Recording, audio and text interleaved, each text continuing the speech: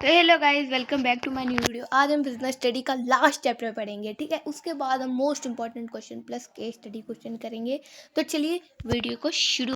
हमारा last chapter है international business. तो इंटरनेशनल बिजनेस क्या होता है? Buying and selling of goods और services beyond the geographical limit of a country.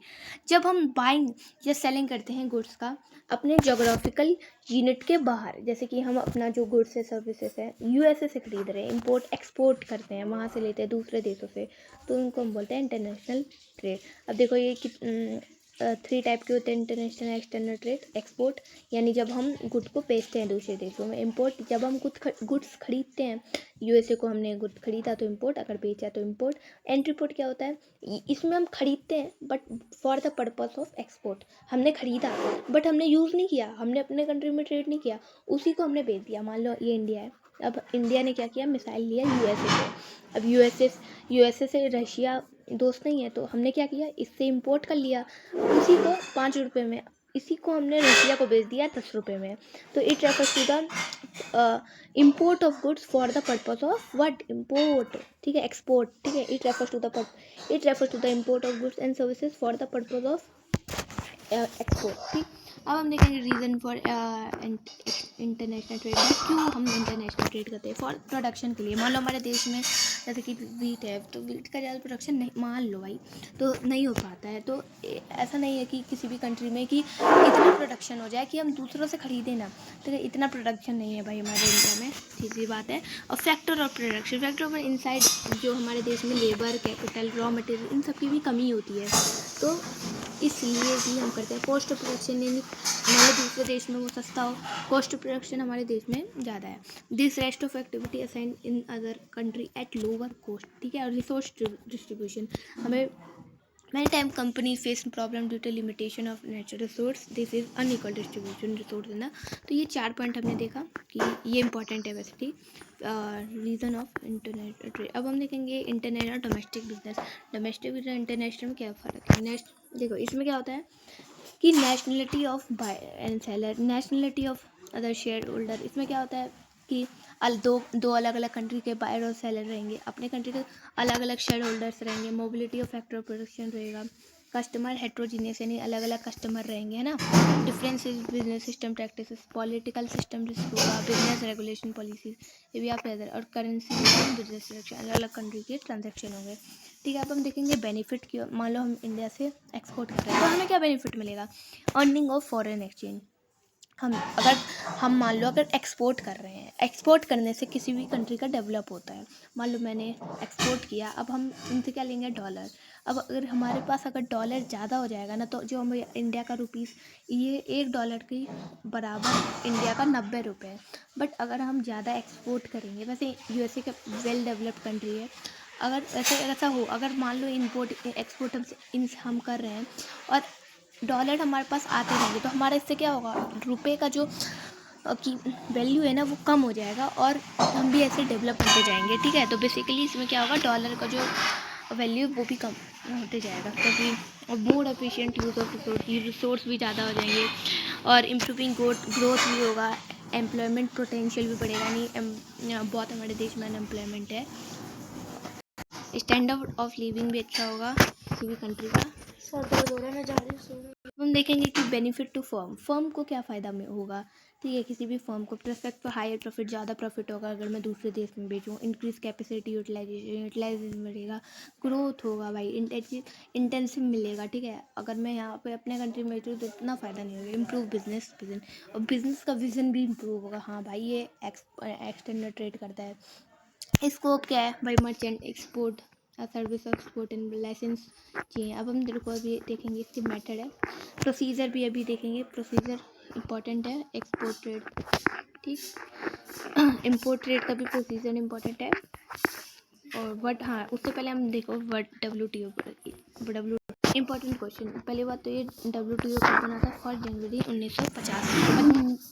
1995 में। तो बेसिकली क्या करता है, जब कंट्री में ट्रेड होता है ना, तो ये बहुत ही मेन रोल अपना लाता है। जैसे कि the WTO is the only global international organisation which deal जो rule and regulation of trade between the different countries, ठीक है, जब रूल्स और रेगुलेशन बनाता है जब कंपनी के बीच, वो होता है डील। डब्ल्यू ये आप रीड कर लेना। और ठीक है, अब हम देखेंगे एक्सपोर्ट का प्रोसीजर, जो कि बहुत इंपॉर्टेंट है, ये देख लेना, आपके पेपर में जरूर आएगा। सबसे पहले मैं आपको एक निमोनिक्स बता दूँ। इस देखो, आप याद रखो, राव, देखो राव, एक मिनट, राव, ये निमोनिक्स आप याद रखना, ठीक है, भरे पेपर के बाद भूल जाना। राव, ओपेक, राव ओपेक, डबल पी, ऑर्पिक, ऑर्पिक, ऑर्पिक उप्स, राव ऑर्पिक, ऑर्पिक उप्स, ठीक है। आर से क्या होता है, receipt of enquiry and sending quotation, यानी पहले हमें देखो, सेंडिंग कोटेशन यानी मान लो दूसरे के देश से एक्सपोर्ट करेंगे हम, तो वो इंक्वायरी लेगा कि आपके पास क्या सामान है, ठीक है, हम ये बेचते हैं, फिर हम कोटेशन बेचेंगे, फिर उसके बाद आर से हो गया, फिर हम उसके बाद फर्स्ट स्टेप हो जाएगा, फिर receipt of order on indent, indent भी बोलते हैं ऑर्डर को, फिर उसको हम ऑर्डर लेंगे, अगर हम बोलेंगे कि मतलब हमें अच्छे पैसे में वो दे रहा है, फिर उसके बाद क्या करेंगे, राव, ए यानी असेंबल इम्पोर्टर क्रेडिट वर्दनेस, हम देखेंगे उस कि भाई ये बंदा हमें पैसे देने लायक है कि नहीं। फिर LOC हम लेते हैं, क्या लेते हैं, LOC यानी लेटर ऑफ क्रेडिट, की मतलब ये इसके पास भाई दूसरे देश का है, मान लो पैसे लेके भाग गया, तो इनका जो बैंक है ना, बैंक से हम पैसे ले लेते हैं, फिर बैंक उनको बाद में पैसे दे देता है, ठीक है। बेसिकली पर्सनल बैंक होता है, बहुत ही बड़ा प्रोसीजर होता है। उसके बाद ऑब्टेनिंग एक्सपोर्ट लाइसेंस, भाई हम वो दूसरे देश में बेचेंगे तो एक्सपोर्ट लाइसेंस चाहिए।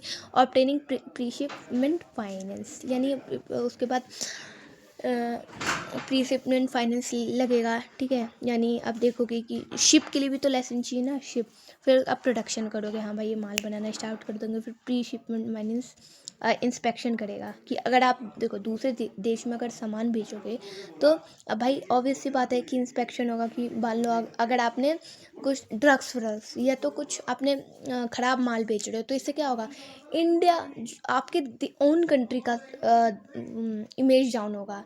इसमें अगर मान लो ऐसा ट्रेड आप अपने विद इन द कंट्री करते हो, इम्पोर्ट या एक्सटर्नल, ठीक है, इंटरनल में तो चलेगा, बट अगर आप दूसरे देश में बेचोगे ख़राब माल, तो इससे देश का नाम वो होगा, तो इसीलिए जो भी आपने प्रोडक्शन किया है, सामान चेक होता है, ठीक है, वही सब चेक करते हैं। और एक्सरसाइज क्लियरेंस होता है, यानी जो भी GST होता है इंपोर्ट एक्सपोर्ट, उसे पे करना पड़ता है। फिर ऑब्टेनिंग सर्टिफिकेट ऑफ ओरिजिन, फिर सर्टिफिकेट लेना पड़ता है। फिर उसके बाद रिजर्वेशन कराना पड़ता है, यानी जैसे कि आप ट्रेन में जाते हो तो आप बोलते हैं ना कि ये ट्रेन शीट नंबर, फिर पैकेजिंग होगा आपके सामान का, फिर इंश्योरेंस करवाएंगे, पता है ना कि कौन कौन से इंश्योरेंस थे, मार्गो, हल, फ्लीट इंश्योरेंस, फिर कस्टमर का क्लियरेंस, एक्सपोर्ट ड्यूटी लेंगे, फिर मेट रिसिप्ट होगा, फिर पेमेंट ऑफ फ्रीट का पेमेंट होगा। मेट रिसिप्ट बताओ क्या होता है, कि बेसिकली क्या होता है ना, कि जो कैप्टन होता है ना, कैप्टन देखता है कि सामान अच्छे से पहुंच गई है कि नहीं पहुंची है, फिर पेमेंट होगा, फिर प्रिपरेशन ऑफ इनवॉइस यानी बिल बनेगा, फिर क्या हो जाएगा, लास्ट में हमारे हो जाएगा सिक्योरिंग पेमेंट हो जाएगा, ठीक है। तो ये हमारा बहुत इंपॉर्टेंट क्वेश्चन है, प्रोसीजर आ गया आपका एक्सपोर्ट का। इम्पोर्ट रेट क्या होता है, इम्पोर्ट रेट हम इम्पोर्ट करें, यानी सामान जब हम खरीदें, इम्पोर्ट, ठीक है, इम्पोर्ट से क्या होगा, पहले तो देखो इसमें का निमोनिक्स याद, इसका प्रोसीजर देख लो। पहले हम ट्रेड इंक्वायरी लेंगे कि भाई कहाँ कौन सा कंपनी है, क्या सामान लेना है, फिर प्रोक्योरमेंट होगा, प्रोक्योरमेंट सामान के बारे में, फिर इंपोर्ट लाइसेंस बनाना पड़ेगा, फिर फॉरेन एक्सचेंज के लिए नोट तैयार करो भाई कौन से कंट्री गए, है ना, प्लेसिंग ऑर्डर, फिर प्लेस ऑर्डर करेंगे, फिर ऑब्टेन लेटर ऑफ क्रेडिट, ठीक है, हमें पता था ना LOC लेते हैं कि हमारा बैंक से पैसे कटते हैं, फिर अरेंजिंग ऑफ फाइनेंस डिपॉजिट करो भाई पैसे, और रिसिप्ट ऑफ शिपमेंट एडवाइस, उसके बाद रिटायरमेंट होगा, इम्पोर्ट डॉक्यूमेंट्स बनेगा, फिर अराइवल गुड्स आ जाएगा, फिर पैसे दे दो, custom clearance and release of good, ठीक है। अब ये कुछ वर्ड्स हैं, इतना इंपॉर्टेंट नहीं है, मतलब पढ़ लेना, ये रीड ओनली टॉपिक है।